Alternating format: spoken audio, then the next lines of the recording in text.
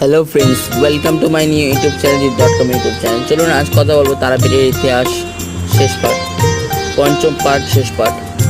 শুরু করা যাক। বেশি কথা বলবো না, লাইক করবেন, কমেন্ট করবেন, সাবস্ক্রাইব করতে ভুলবেন না এবং খুব শেয়ার করুন যাতে মানুষ জানতে পারে। গতকাল বলেছিলাম অনেক মানুষ এই তারাপীঠের ইতিহাসে কথা বলে। আজ আরেকটি গল্প তারাপীঠের ইতিহাস। সমুদ্রে মন্থনের সময় উত্থিত হলাহল বিষ পান করার পর বিষের জ্বালায় শিবের কণ্ঠ জ্বলতে শুরু করে। এই সময় তারা দেবী শিবকে আপন স্তন্য পান করিয়ে তার জ্বালা নিবারণ করে। কিংবদন্তি অনুসারে বশিষ্ঠ তারাপীঠ নামে প্রসিদ্ধ এই তীর্থে দেবী সতীর পূজা শুরু করেন। পীঠস্থানগুলির মধ্যে তারাপীঠ একটি সিদ্ধপীঠ, অর্থাৎ এখানে সাধনা করলে সাধক জ্ঞান, আনন্দ, সিদ্ধি, অলৌকিক ক্ষমতা প্রাপ্ত হয়।